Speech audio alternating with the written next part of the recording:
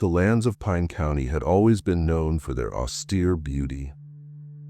In spring, the endless fields were covered with an emerald carpet of young crops swaying in the wind like waves on a lake.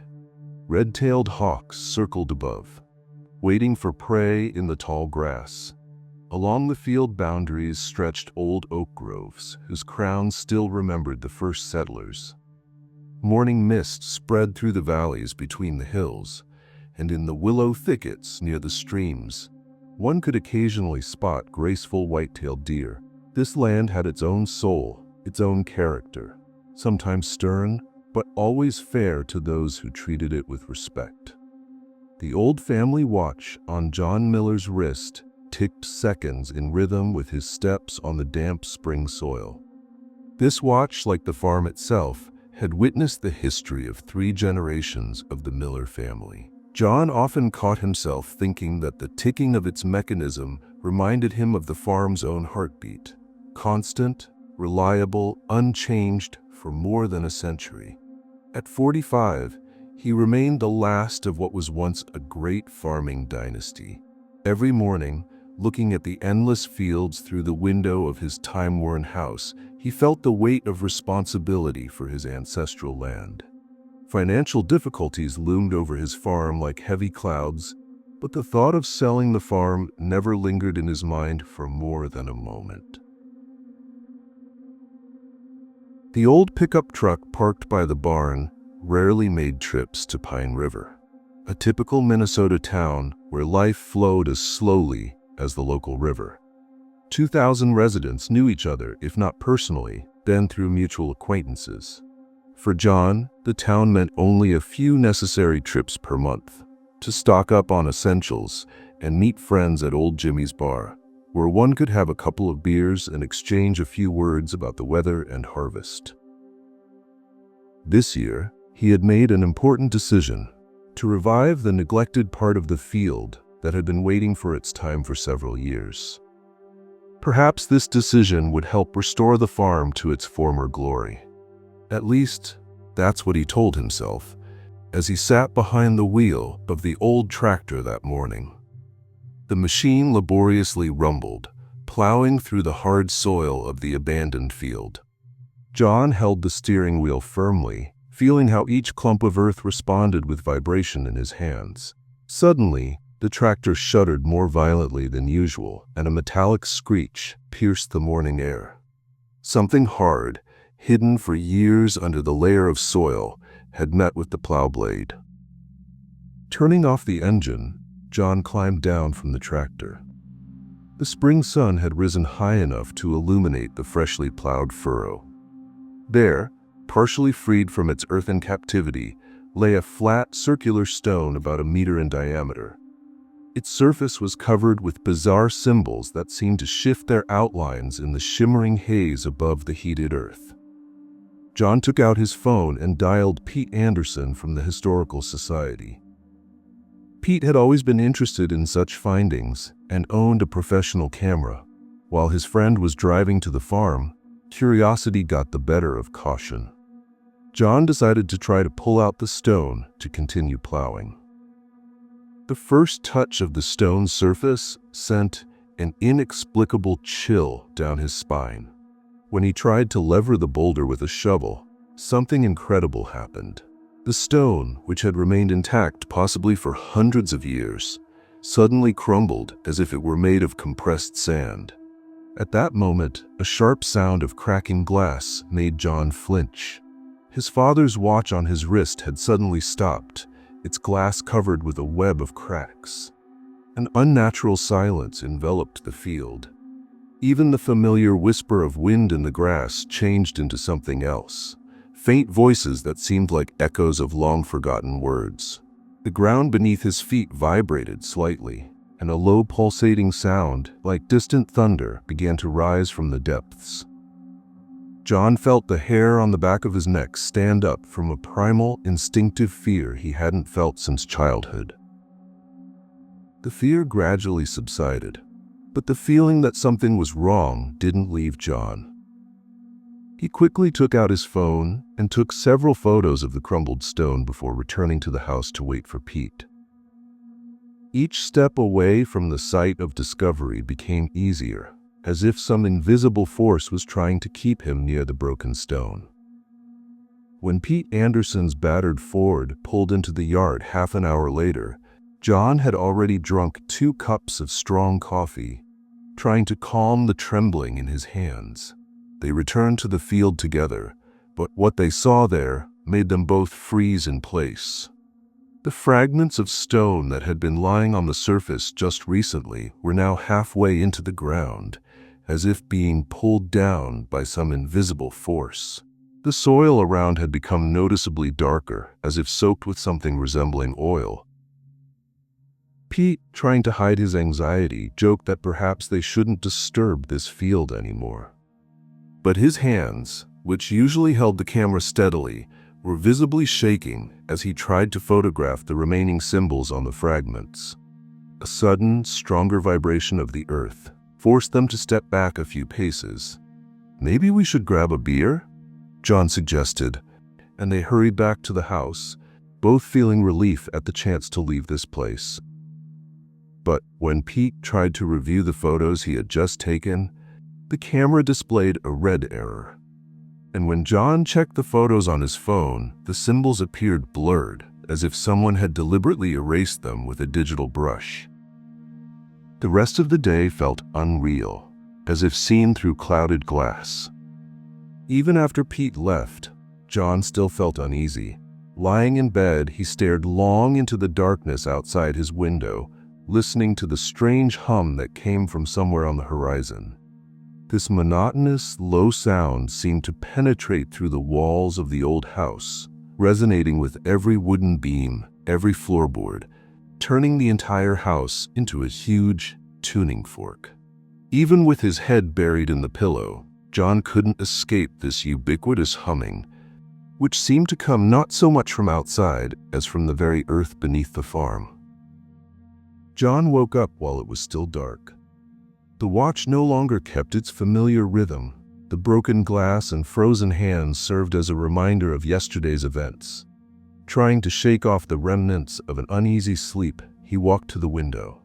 In the first rays of dawn, he saw something that made his heart stop.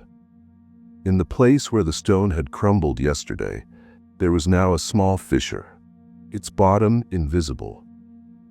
The black abyss seemed alive. The same whispers he had heard yesterday were coming from it, but now much louder, more distinct, and something was moving in that darkness. The phone rang so unexpectedly that John nearly dropped his coffee cup. It was Pete, and his voice sounded unusually high-pitched, almost hysterical. "John, you need to see this. There's some kind of crack on Main Street, right in the middle of the road. People say they're hearing strange sounds coming from it." Hearing this, John felt cold sweat break out on his back. He knew this couldn't be a mere coincidence. His discovery and the crack in town had to be connected, though he didn't yet understand how. The day passed as if in a fog. County experts bustled around town, but their instruments showed no seismic activity, even though the cracks were obvious to everyone. John tried to keep away from his field, occupying himself with repairing the old tractor in the barn. But even through the metallic clang of tools, he could hear that underground whisper that had become part of the surrounding world. In the evening, sitting on his house's porch, he spent a long time examining the cracked watch. The mechanism that had survived 2 generations of his family was now just a dead piece of metal. He took it off and placed it on the nearby table. For the first time in many years, his wrist felt naked, unprotected. John looked at the dark field where the stone had once stood and felt that something fundamental had changed in the world. Something had awakened in the depths of the earth, and he was the one who had broken the seal of its prison. Until dawn, John barely slept, listening to the new sounds that filled his house.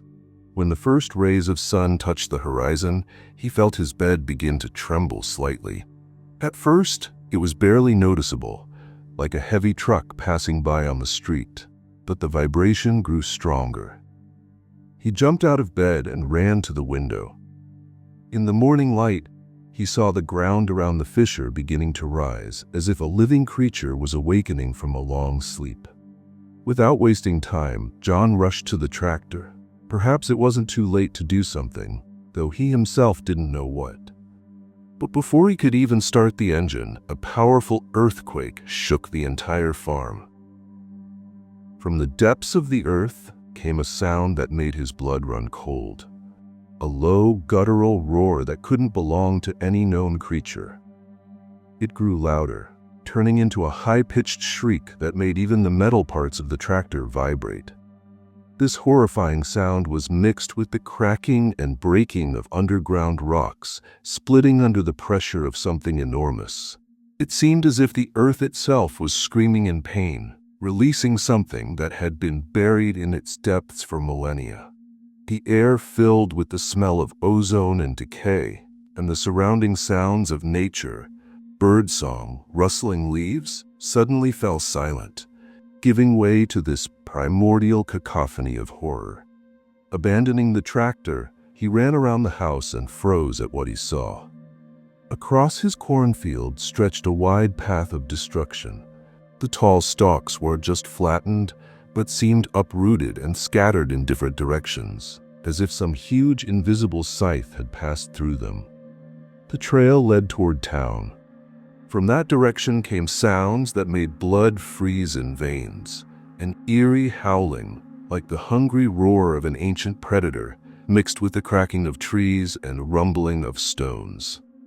These sounds were moving away toward the town, becoming more muffled, but no less terrifying, as if some primordial creature, having broken free from its underground prison, was inexorably heading toward its first prey in millennia. John climbed onto the roof of his old pickup truck, trying to get a better view of what was happening. Suddenly, a terrifying barrage of screams and sounds of destruction reached his ears from the direction of Pine River. Flocks of frightened birds rose into the air from his farm, and he felt the hair on his body stand on end from primal horror. From his position, he could see a massive cloud of dust and smoke rising above the town. What he knew as Pine River began to disappear before his eyes. Jimmy's old bar, where he had spent so many evenings with his friends, crumbled like a house of cards. The church where his parents were married 50 years ago collapsed, and its bell tower, which had towered over the town for centuries, fell to the ground with a deafening toll. The historical society building where Pete worked turned into a pile of rubble, burying priceless artifacts and documents of several generations beneath it. Flocks of birds in the sky changed their flight trajectory, avoiding something invisible, but John could trace the creature's movement by the destruction left in its wake. The town school, where he himself had studied and later his nephews, collapsed inward like a crushed tin can. The only pharmacy in town, the grocery store where he knew every clerk by name, the post office from where he used to send letters to his mother. Everything was turning to ruins. In a matter of minutes, the entire town turned into hell. Fires broke out one after another, smoke mixed with dust from demolished buildings. People's screams, wailing sirens, the rumble of falling structures, all of it merged into one horrible vortex of sounds that made his head spin. Streets he had walked all his life were splitting into black chasms. Trees planted by the first settlers were being uprooted. His world, so familiar and immutable, was crumbling before his eyes, leaving only chaos and devastation in its wake. And there he stood, the last witness to the apocalypse of a small town, helplessly clutching in his pocket the cracked father's watch, the only thing remaining from his former life. John felt pathetically small before the force he himself had unleashed. His fingers went numb with helplessness as he watched the dark entity turn his entire life into ashes.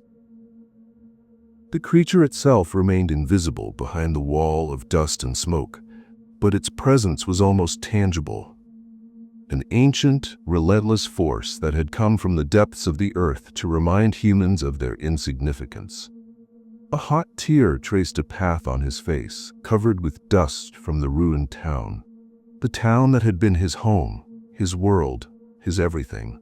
Around him, birds from all over the area suddenly took to the air. Crows, hawks, sparrows, all together as if forgetting their natural enmity. They filled the sky with hundreds of black dots, circling in a chaotic dance above John's head before simultaneously setting course westward. Their mass exodus looked like a final verdict. Life itself was leaving these places forever. The mechanical chronometer in his pocket, which had measured time for 3 generations of millers, was now broken. But John suddenly realized that time might have lost its meaning. What he had released existed beyond time. It had been here long before the first settlers appeared, and, it seemed, would remain after the last traces of human presence disappeared from this land.